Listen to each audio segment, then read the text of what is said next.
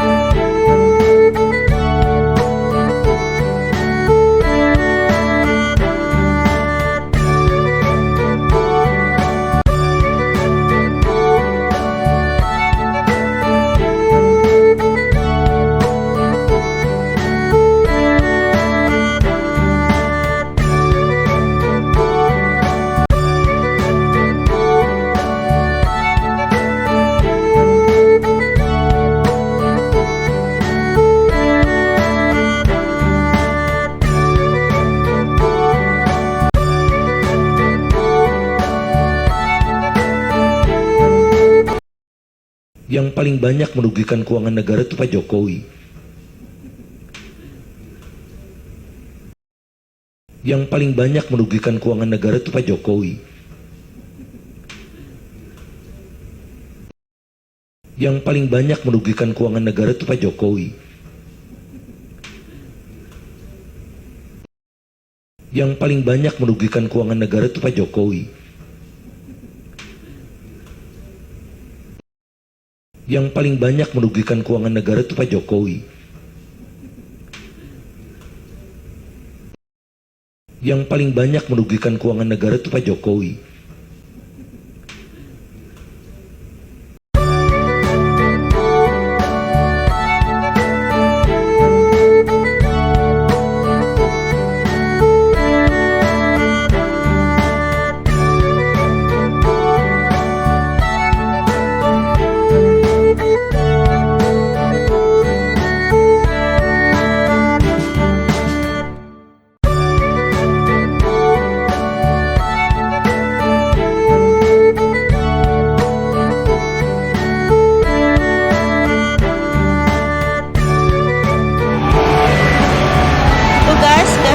Presiden kita masuk berita luar negeri, guys. Ini saya berada di Makau. Tuh guys, kehebatan presiden kita masuk berita luar negeri, guys. Ini saya berada di Makau.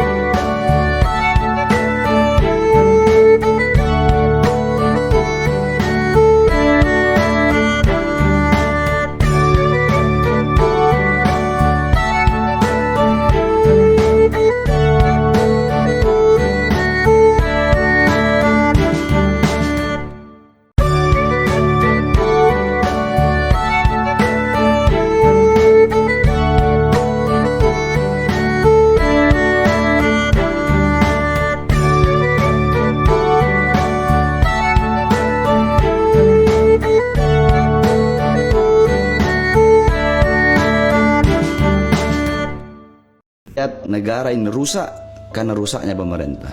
Rusak negara ini rusak karena rusaknya pemerintah. Rusak negara ini rusak karena rusaknya pemerintah. Rusak negara ini rusak karena rusaknya pemerintah. Rusaknya pemerintah karena rusaknya para ulama. Kenapa? Karena banyak ulama tarkun nasiha wa tarkul irsyad lahum. Banyak ulama yang meninggalkan nasihat kepada pemerintah tersebut. Kezalimannya dibiarkan, kezalimannya dibiarkan, kezalimannya dibiarkan, kezalimannya dibiarkan, kezalimannya dibiarkan, kezalimannya dibiarkan. Kebijakan-kebijakan yang tidak berpihak kepada rakyat, kebijakan-kebijakan yang tidak berpihak kepada rakyat, kebijakan-kebijakan yang tidak berpihak kepada rakyat, kebijakan-kebijakan yang tidak berpihak kepada rakyat, kebijakan-kebijakan yang berpihak kepada asing, kebijakan-kebijakan yang berpihak kepada asing, kebijakan-kebijakan yang bisa menyengsarakan rakyat, dibiarkan sama ulamanya. Sehingga rusaklah. Jadi Istana Siaga 1, Ursula von der Leyen berusaha jebak Presiden Jokowi di KTT Eropa ASEAN. Est-ce qu'on doit fermer la porte et dire jamais? Ce serait injuste. Est-ce qu'on peut oublier les équilibres de la région? Ini yang kita semuanya harus sadar. Ini jangan kaget, ini saya sampaikan dan sudah berulang-ulang kali saya sampaikan. Jangan kaget nanti saya stop boksit. Jangan kaget nanti saya stop tembaga, jangan kaget nanti saya stop timah, jangan kaget nanti. Karena apa? Takut semuanya bahwa ekspor raw material kita akan kita hentikan. Dan nggak ada pilihan, mereka mau tidak mau mereka pasti ke sini. Tiga, yaitu jangan pernah memberitakan segala kebaikan sebesar apapun yang dilakukan oleh kelompok fundamentalis. Yang ketiga, yaitu jangan pernah memberitakan segala kebaikan sebesar apapun yang dilakukan oleh kelompok fundamentalis. Yang berikutnya, bahkan sekecil apapun yang dilakukan oleh kelompok fundamentalis harus diviralkan, harus disebarluaskan, dan harus diulang-ulang. Yang berikutnya,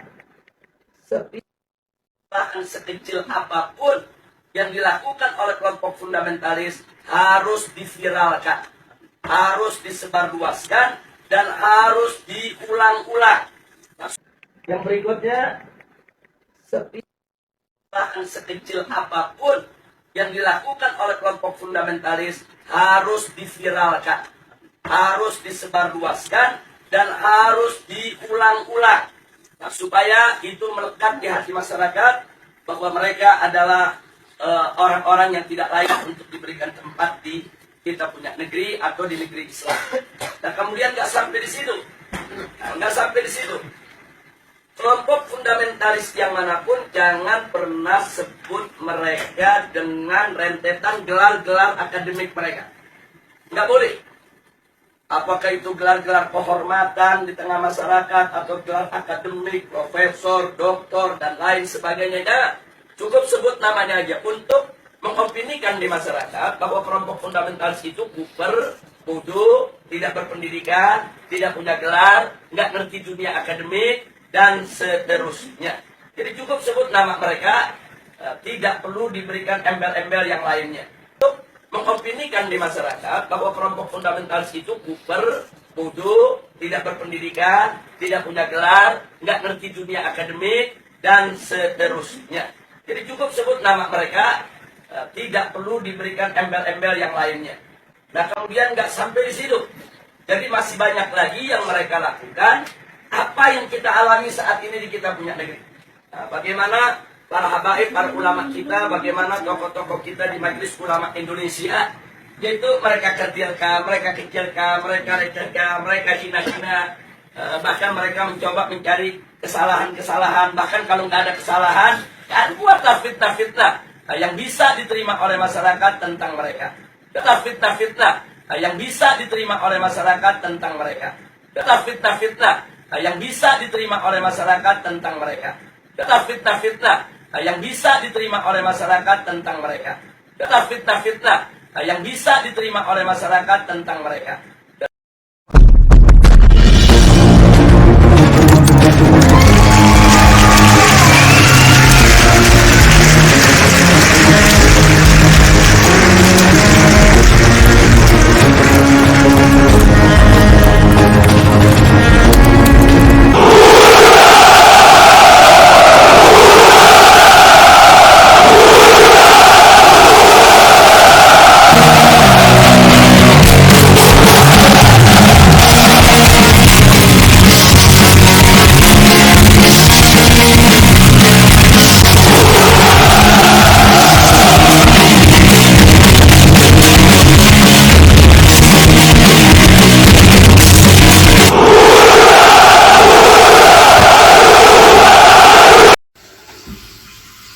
أعوذ بالله من الشيطان الرجيم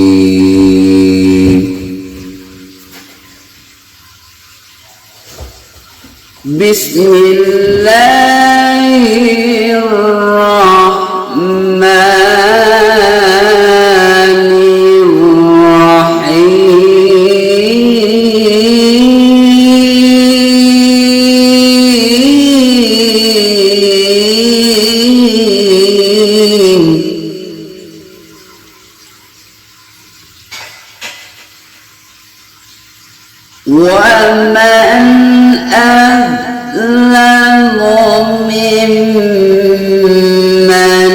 افترى على الله كذبا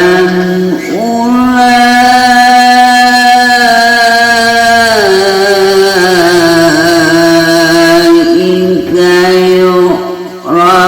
يعرضون على ربهم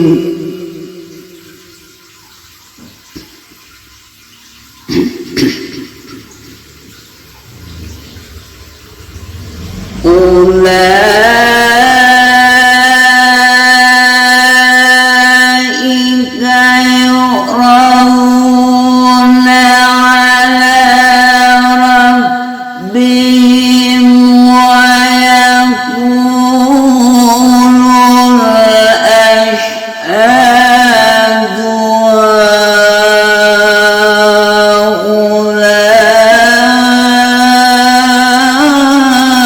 هؤلاء الذين كذبوا على ربهم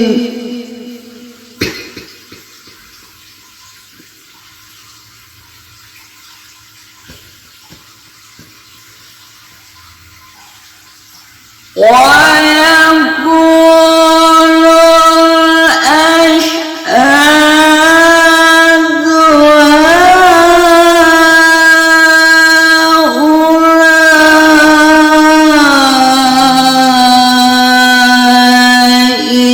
الذين كذبوا على ربهم ألا لعنة الله على الظالمين.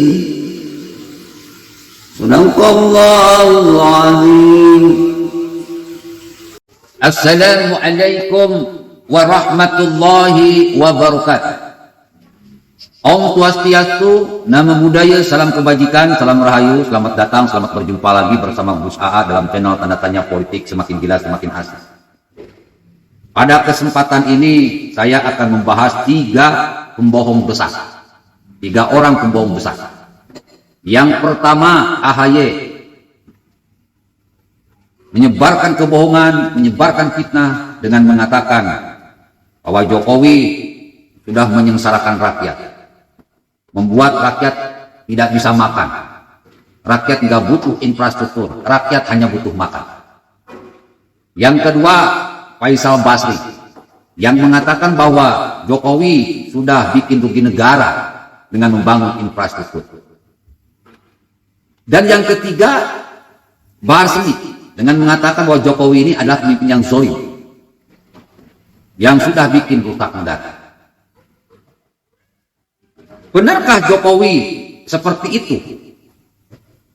Seperti yang mereka tuduhkan bahwa Jokowi sudah menyengsarakan rakyat, Jokowi sudah merugikan rakyat, merugikan negara, Jokowi sudah membuat rusak negara. Jelas itu sebuah kebohongan, itu sebuah fitnah yang sengaja dilontarkan, sengaja mereka upload untuk membuat kekacauan di Indonesia. Untuk menjawab hal ini gampang saja. Kalau Jokowi sudah membuat rakyat sengsara dengan membangun infrastruktur, mungkin nasib Jokowi tidak akan 2 periode, baru 1 tahun sudah terjatuh. Dan Jokowi mungkin tidak akan selesai membangun infrastruktur. Jokowi tidak mungkin mendapatkan penghargaan di dunia. Kenapa? Ya karena sudah membuat rakyatnya sengsara. Pada kenyataan Jokowi sukses mensejahterakan rakyatnya dengan dana desa lah, dengan bantuan sosial lah. Sehingga rakyatnya kemarin-kemarin bisa terbebas dari kematian akibat COVID. Infrastruktur jalan mensejahterakan rakyat jalan. Itu hebatnya Jokowi. Jadi bohong besar.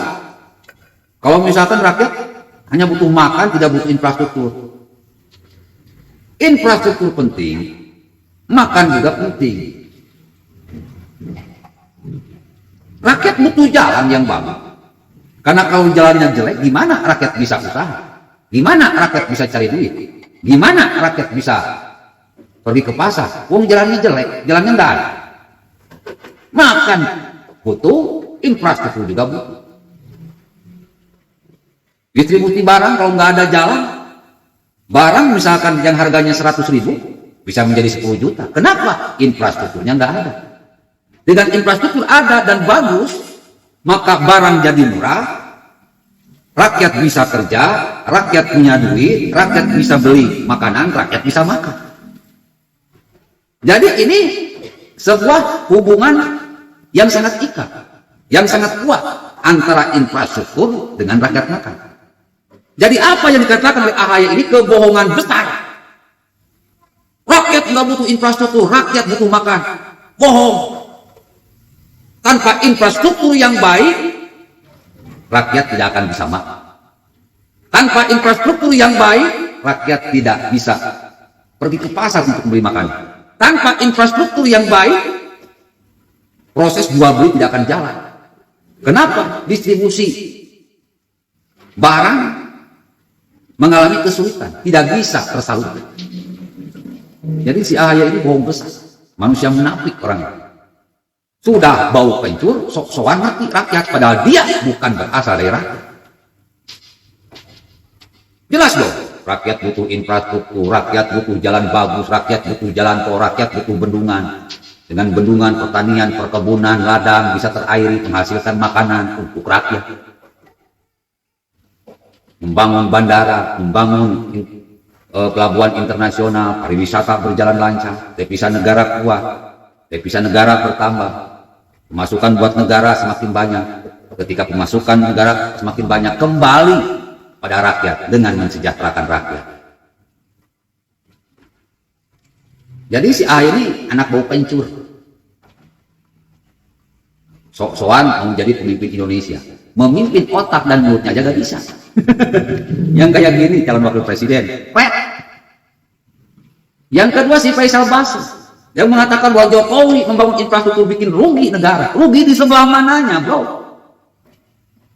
Iya, Jokowi berhutang, yang nggak apa-apa berhutang juga. Yang penting hutang tersebut benar-benar untuk kesejahteraan rakyat, membangun infrastruktur. Yang penting tidak dikorupsi dan tidak memperkaya diri sendiri. Rakyat dengan dibangun infrastruktur senang. Dengan dibangun infrastruktur rakyat bahagia.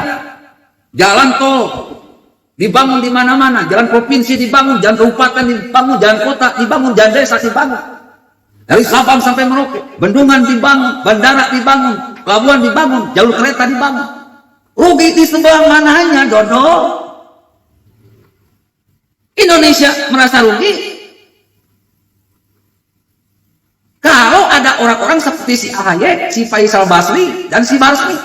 Rugi Indonesia. Kenapa? Tidak punya kemampuan, tidak punya kualitas, cuma bacot yang berisi fitnah. Bapak Ibu hadirin pemuda-pemudi sebangsa setanah air. Infrastruktur dikebut saat ini. Infrastruktur masif dibangun dari Sabang sampai Merauke. Dari Mangia sampai Pulau Rote. Semuanya untuk kesejahteraan rakyat. Ujung-ujungnya supaya rakyat bisa makan. Jika kita kalkulasi apakah rugi atau untung, jelas untung bukan rugi. Kalau infrastruktur merata dari Sabang sampai Merauke, maka kesejahteraan rakyat pun akan merata dari Sabang sampai Merauke. Terbukti BBM satu harga dari ujung Aceh sampai ujung Merauke. Harganya sama. Mudah-mudahan ke depan dengan infrastruktur sudah selesai terbangun di mana-mana. Harga baju, harga celana, harga mobil, harga apapun yang dibutuhkan oleh rakyat Indonesia dari Sabang sampai Merauke, dari Pulau Miangas sampai Pulau Rote, sama semua. Agar semua itu terwujud, infrastruktur harus dibangun dengan secepat-cepatnya. Karena kita sudah tertinggal. Berhutang gak masalah. Yang penting hasilnya itu ada. Jokowi membangun infrastruktur bukan rugi. Jokowi berhutang bukan tidak mampu bayar. Tetapi semuanya sudah terkalkulasi. Hutang bisa dibayar, kesejahteraan rakyat bisa dikejar.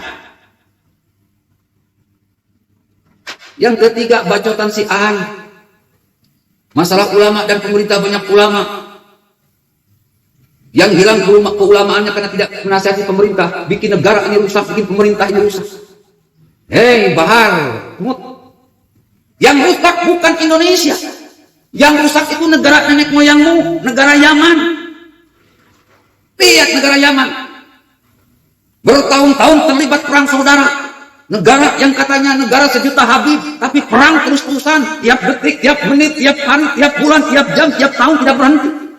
Sampai tercatat negara Yaman, negara sejuta habib, negara para habaib, negara paling miskin di dunia, negara paling rusak di dunia. Itukah negara para habaib? Itukah negara para keturunan Nabi Muhammad? Negaranya hancur lebur, kayak tanti acak-acak kebo. Jadi ente bersyukur hidup di Indonesia. Gak usah teriak-teriak negara rusak. Gak usah teriak-teriak negara hancur. Karena pemerintahnya zolim kepada rakyatnya. Siapa yang zolim? Yang zolim itu pemerintah negara Yaman. Pemerintahnya brengsek, rakyatnya brengsek. Makanya terlibat perang saudara. Berkepanjangan menjadi negara termiskin dunia. Inikah negara sejuta habaib? Inikah negara para keturunan Nabi Muhammad? Negaranya hancur lebur kayak tai diacak-acak kebo. Jadi ente jangan mau bikin kekacauan di sini. Hei Yaman kutu kuprek, bersyukur diterima di Indonesia. Orang Indonesia baik-baik, bersyukur bisa hidup di Indonesia. Orang Indonesia baik-baik. Jadi jangan mencoba bikin fitnah, bikin kebohongan. Ingin menjadikan Indonesia seperti Yaman, negaranya ada tapi bentuknya medan perang. Negaranya ada tiap hari mendengar jeritan tangisan. Negaranya ada tiap hari mayat bergelimpang. Jangan jadikan NKRI seperti Yaman, negara sejuta habaib, negara para keturunan Nabi, tapi hancur lebur, acak-acakan kayak tai, acak-acak kebo. Sudahlah, nggak usah bikin provokasi. Tobat bro, tobat. Rakyat Indonesia masih diam. Diam bukan berarti tidak berani. Kalau jengkel diusir. Orang Yaman yang brengsek. Kalau yang baik berapa? Orang Yaman yang brengsek seperti si Rizik, si Baris Kemit. Kalau rakyat Indonesia ngamuk, udah. Acak-acakan kalian semua.